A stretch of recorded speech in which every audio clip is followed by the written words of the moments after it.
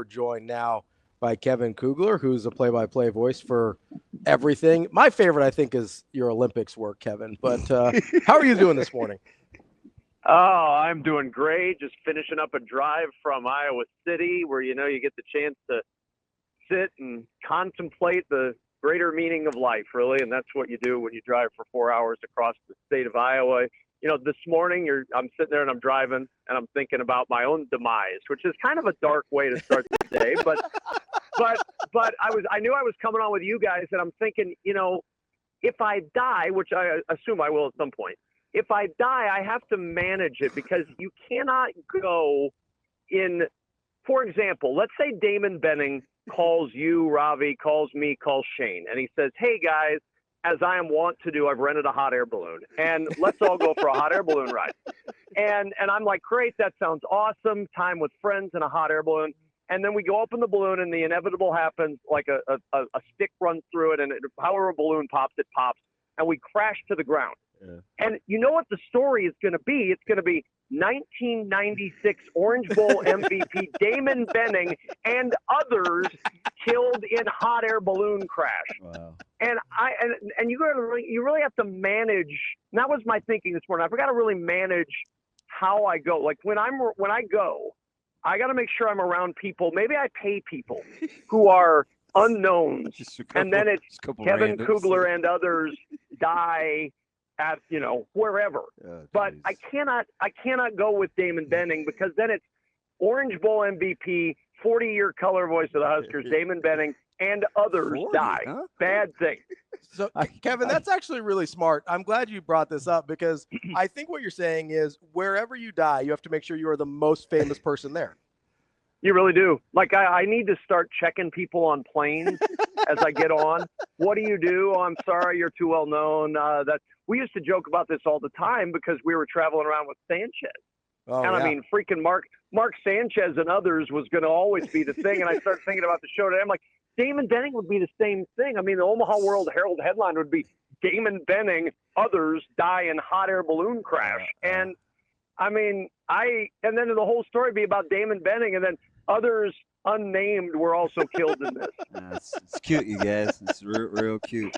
Here I was thinking I was going to go back to your government that you used over the weekend, Kevin Astute Kugler. I thought that was I figured you'd appreciate these deep thoughts on a Wednesday morning. Yes, I do.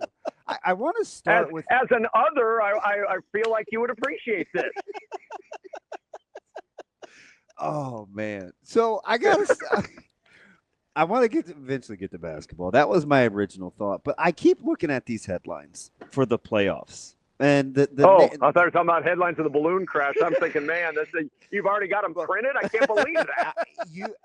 I'm terrified of hot air balloons. We have a mutual friend that has an affinity for them, and we got to get in hot air. No, Michael, we absolutely no way. We do not. There's nothing about hot air balloons that I will ever get in. So it's just funny you use that as an example. But I keep looking at all these headlines this week.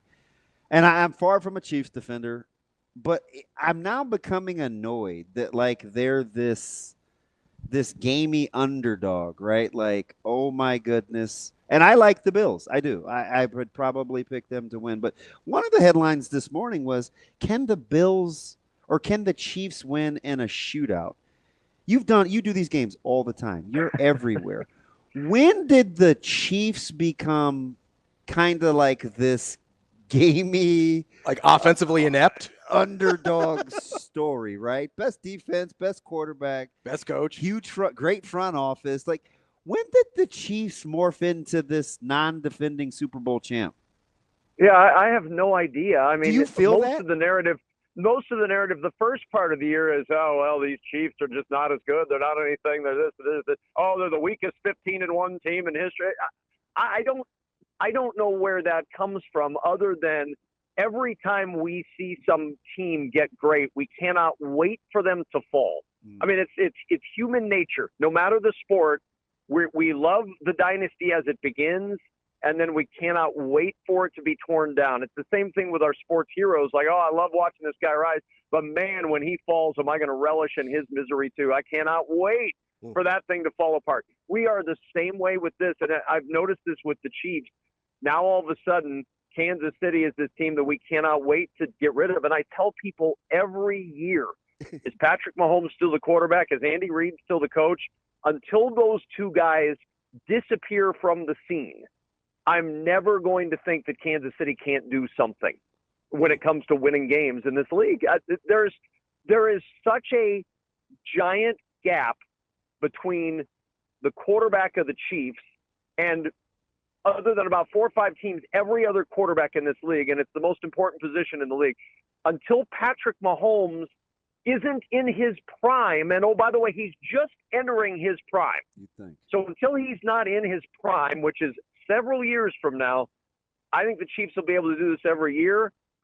They won't, but at some point they'll come back and do it again. If they don't, if the Bills beat them, and I think that's entirely possible this weekend. Yeah. If the Bills beat them, does that end the Chiefs thing, or is it a year blip in which the Chiefs had a really good year, got to their 7th straight AFC championship game, and are going to be the favorites to get back to an AFC championship next year? That's what I think it will be, as long as Mahomes and Reid are working in tandem in Kansas City. The best quarterback in the league has the 5th youngest roster. I mean, when I saw that the other day, I was looking for other stuff, right? I was like, okay, how old are the Steelers? And I was comparing the Vikings, and I pulled like the top 13, and I'm like, I looked at all these teams. I'm like, oh my God, the Chiefs are the 5th youngest team in the NFL, and they have the best quarterback. I was just getting to the point this week where it's like, oh my God, I'm gonna have to defend the Chiefs now. And it's like, well, actually, I'm not. I don't know why. I know we don't.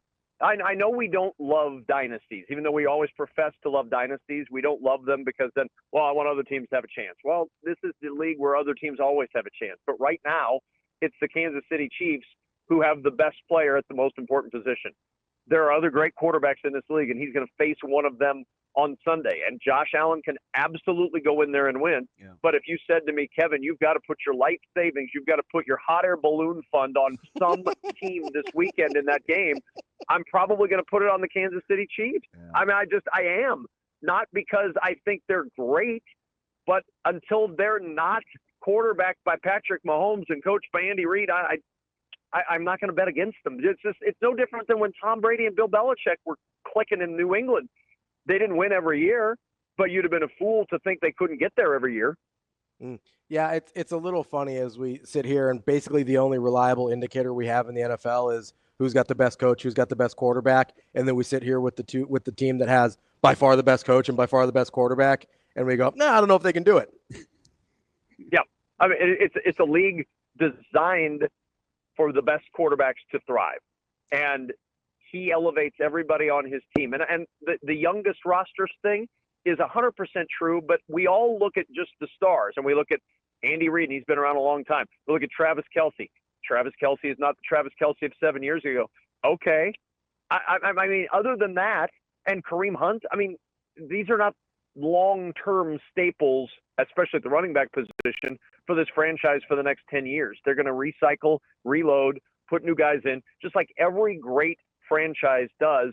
They don't have to tear down. They're not the Chicago Cubs who win a World Series and go, well, that'll do it, goodbye, and then go into obscurity while the Dodgers spend their way into oblivion and ruin the sport I love. They're not going to be that team.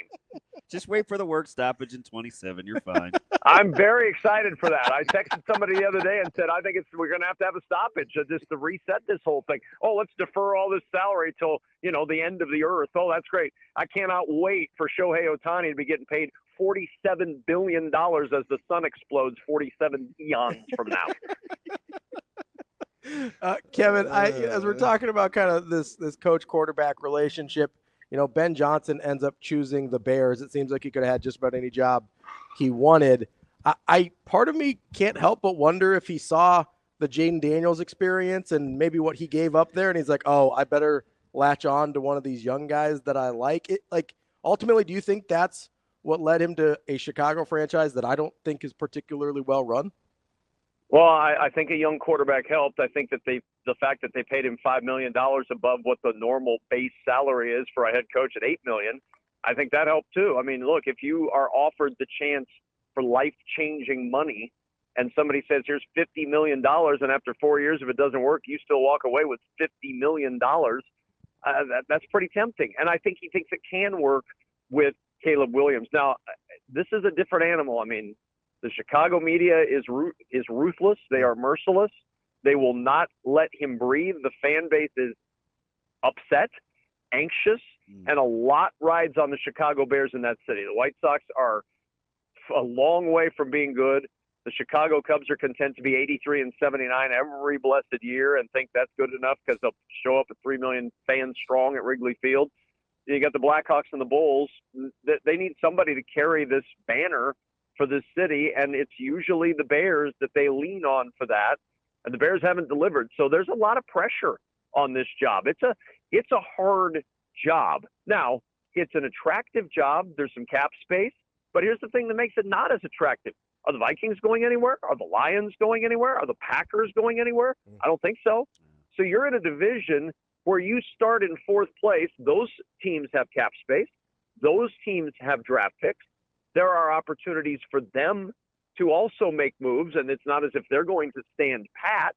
So I think that's a real interesting decision and a calculus to make. I have been really surprised, since we're speaking of jobs, I have been really surprised that the Jaguars job doesn't seem to get more attention. It's bulky. I'm telling you. Yeah, it is. It has to be, because there are so many reasons why you would like that. It's still a young quarterback that you might be able to work with, a good roster, a division that's eminently winnable. I mean, that is a winnable division with even a good team, not a great team.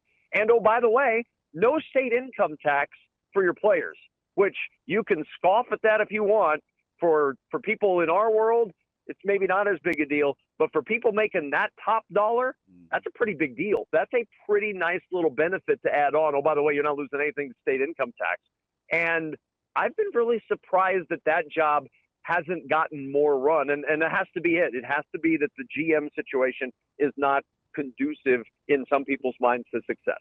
K2, and they're just blasting across the television, but I've been talking about them for the last couple of days with the Eagles, and I actually think they're going to be a little too much for Washington this weekend. But I always say, gosh, there's something about them that makes them look so gettable, right? It's like we always poke these holes in Philly, and they just keep winning. When you're sitting in all these meetings and you're doing these games, what is it about Philadelphia that appears to make them vulnerable, whether they really are or not? Yeah, and I think that's more of a perception. I mean, here's what I think part of it is that they win tough. They win tough games, they win in tough ways, and I think people are accustomed to great teams lopsidedly winning. Yeah. And I don't know that, I mean, that's not the case in the NFL ever. The NFL is a league that specializes in tough wins because everybody is usually good and they're all pros.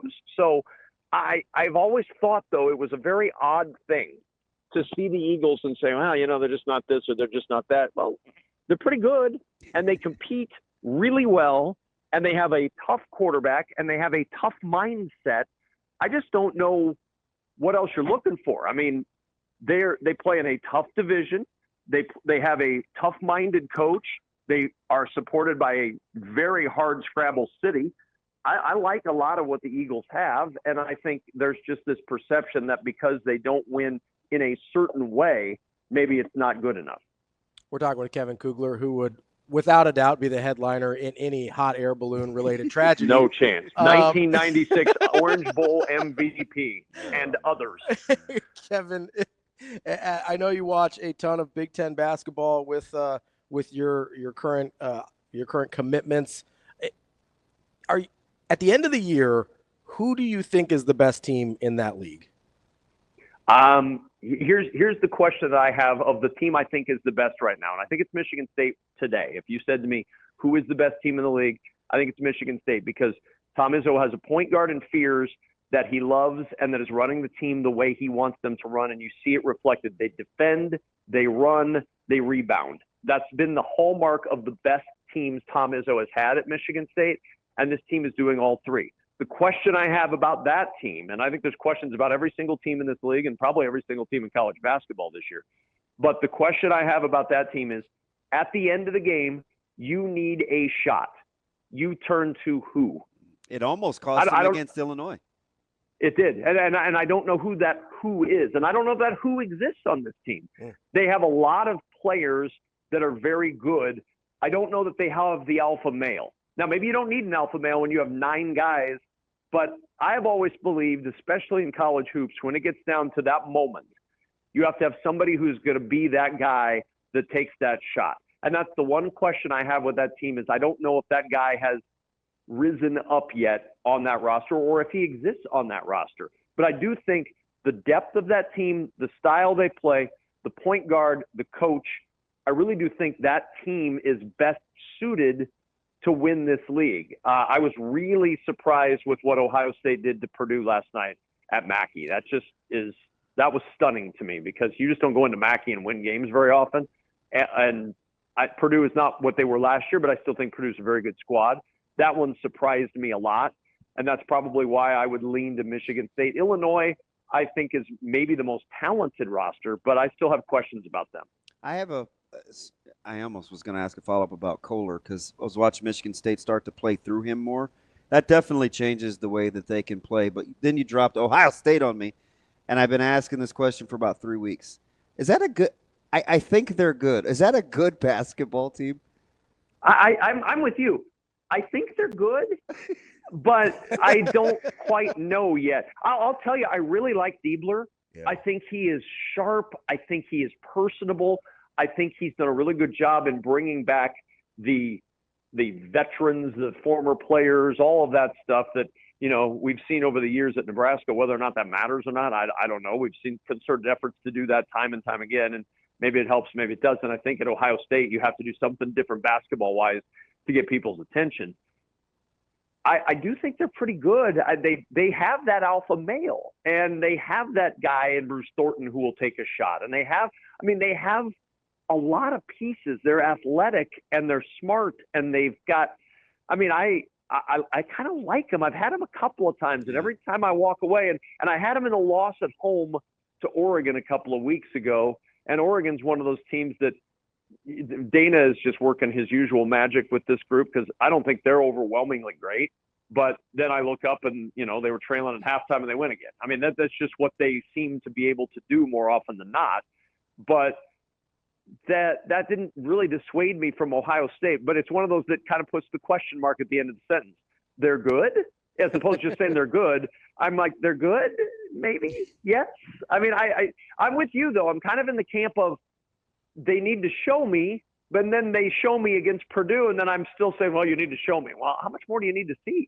That's the question I keep asking myself about them. But I do like their roster. That's a sneaky good group. Let me ask you about another one in the Big East. Do you trust St. John's? No, I don't. And I probably should because I trust their coach, but I don't know if I trust their roster. Does that make sense? You have a coach that you trust, and I trust him to devise a scheme that's going to work well for a team, but I don't know that I trust the team necessarily to run the scheme that he is going to devise. Now, I do think they're good enough to win the league this year because I don't know what the league is right now. UConn is not what UConn was, just like Purdue isn't what Purdue was, and that's okay. They're still very good. Marquette is very good. I don't know that Marquette is great. I think St. John's has a roster that can win with any of those teams, but I don't know if I trust them completely yet. Kevin, as you look at the Big East in general, you mentioned UConn being down. We don't totally trust St. John's.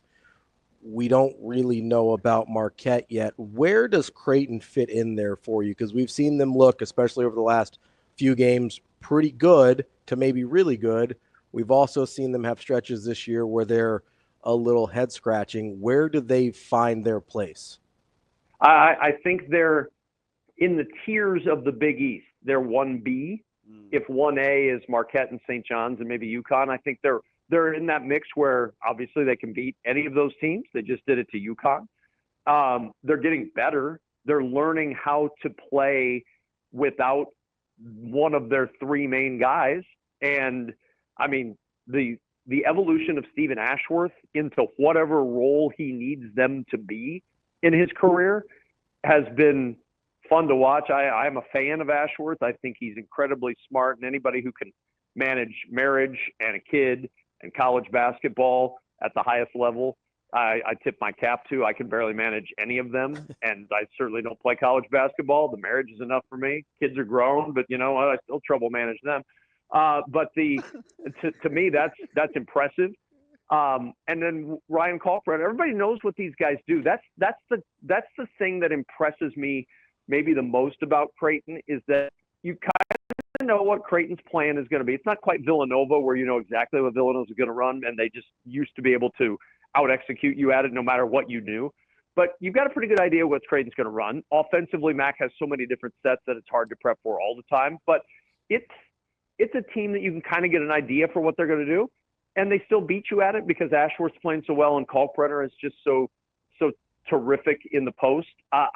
I like this team. I like the trajectory they're on. I've got them Saturday against Seton Hall, and that's a team that's trying to figure out what they are and where they go, and they are struggling. So that's but it's one of those games too that if you're Creighton, you absolutely cannot lose that game. Yeah. If you have designs on the Big East, you cannot lose your pink out game on Saturday to Seton Hall, and that's the next test for these guys. But they're on the right path. They are on the right trajectory, and you know, I've noticed in the world of social media, their fans now are talking a lot more. You know, there was a time in December where they didn't talk as much, probably right after Nebraska beat them soundly at home. And so they kind of went away, and now they're back again, and they're conversing again, and they're feeling their oats a little bit more, and they're reminding Nebraska fans that Nebraska hasn't looked particularly good in the last several games. And then Nebraska fans go, yeah, well, we beat you. And then, of course, it devolves into you've never won an NCAA tournament game. It's great to see that no matter how many years you're away from this on a daily basis, that it all kind of just stays the same. The faces and the handles change, but the conversation is still always the same. And it's sort of nice. I'll think about that as my hot air balloon is crashing in the sands of western Nebraska, where Shane and Ravi and I are going, oh, we're going to be others, and Damon's holding his MVP trophy high as we fall down. Hey, real quick, K2, who do you trust? Who's in bigger trouble, Indiana or Iowa? Iowa's in bigger trouble. Minnesota put a blueprint out there last night for how to slow them down. Now, they were terrible from three. They're not always going to be that bad from three, but they just, the lack of defensive abilities or interest at times for Iowa has to be frustrating for everybody involved, because that's a talented team. Freeman is good. Harding and Freeman have a great chemistry. Peyton Sanford is as good a shooter as there is in the conference, had an off night as most of that team did last night. But and it's the same thing I would say about Nebraska right now. If you can't defend at some level, you're not going to win very many games in this conference. And Nebraska is not defending at all right now over the last 4 games. They cannot defend the three, which has plagued them greatly. And, if you cannot defend at a high level, when you have an off shooting night, you're probably going to lose games. And I don't know if Iowa is going to be able to sustain that kind of offense throughout the course of a season without dropping a few games like we saw last night. According to Kevin Kugler, Iowa is the Shane Schillerberg of the Big Ten hot air balloon. Kevin, we appreciate it as always. Have a safe rest of your drive back, although you're by yourself, so you'd be the headliner. So that's good. No, I would be. I'm thinking of just going right into a bridge right now so that I would be, so I'd at least be that. Although with my luck, I'd hit the bridge and, 5 birds or something would fall off the bridge and be like, man kills 5 rare eagles. Just don't have it be the one by Madison County, because Clint Eastwood or somebody will get some headlines. You would definitely not be the headliner against the bridges of Madison County, Kevin. No, bridges of Madison County destroyed by man. Yeah, who knew the Orange Bowl MVP, Damon Benning. That'd be the story. All right, Kevin, we appreciate it as always. We'll talk Goodbye. to you later. Thank you.